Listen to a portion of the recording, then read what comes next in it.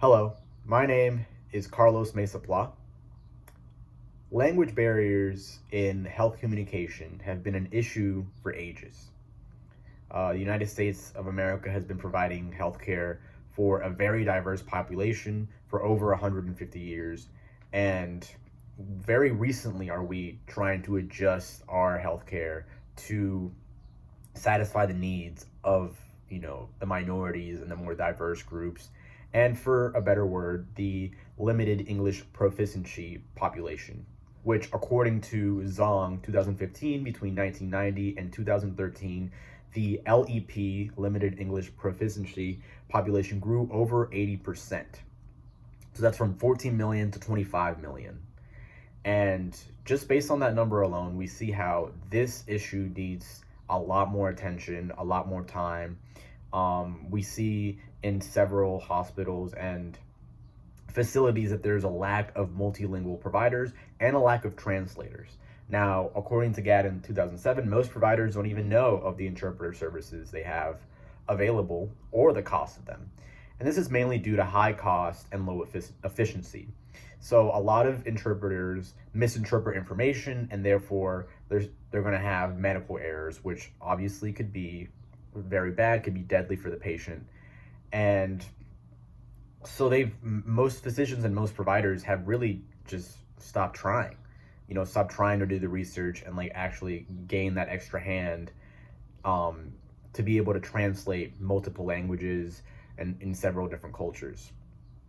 Now, there are two problems I see with this. Mainly in the hospital, there's a lack of multilingual providers, and also online, there's a lot of online services, a lot of online health services for the population, but there's a lack of multilingual services.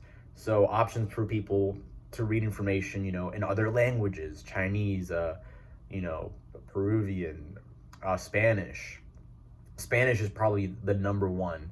Everything else is kind of second tier. So I think that our online presence should also be better, because there's a lot of people who do self-diagnosis and try to do treatments at home. And if they're not provided with the right information, that might be detrimental for them as well. So I think one of the main solutions for the lack of multilingual providers and interpreters is to basically increase the funding, increase attention for that, and maybe provide in-house training for providers who want to be multilingual, or providers who want to learn to be interpreters. Whatever the case may be, I think we just need to try to dedicate more attention to it.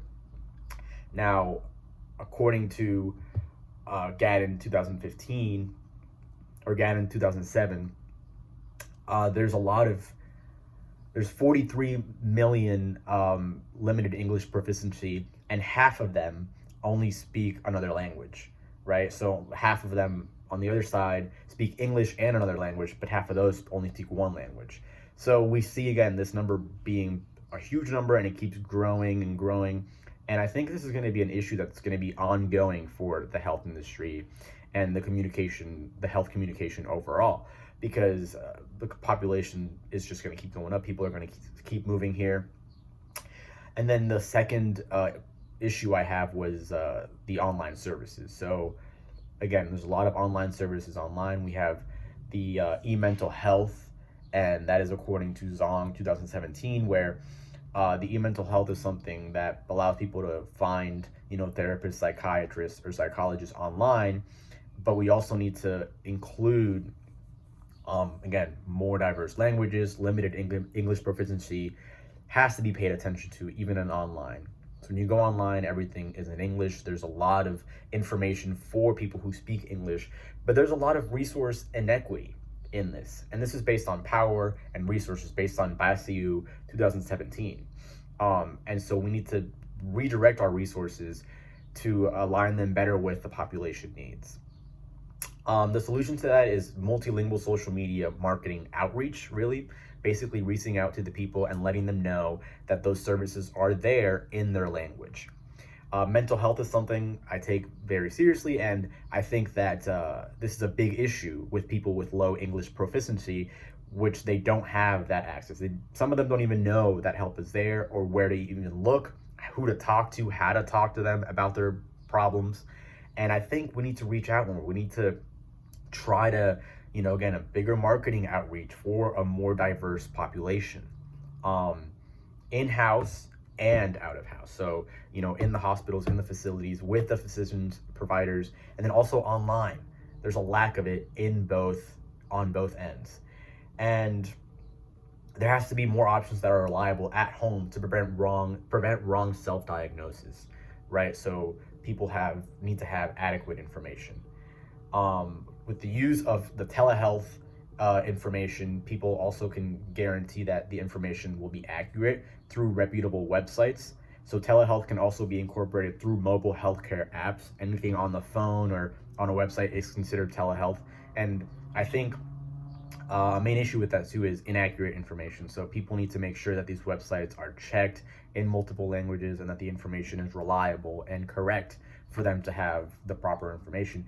And like I said again, also more training in the facilities, more multilingual training, and overall that's going to improve the health literacy, the health knowledge of these patients, and the access to proper health care. So by not including these several languages that they can listen to, and understand, we're limiting them of proper health care. So that's, again, a basic human right.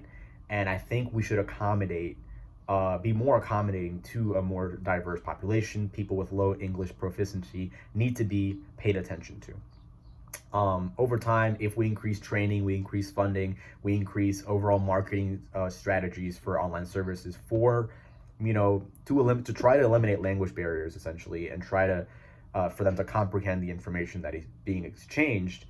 It's going to take some time, but I think that's what's going to happen.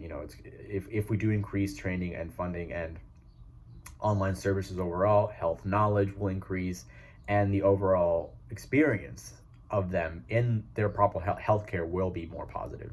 So, thank you for your time. Have a good day.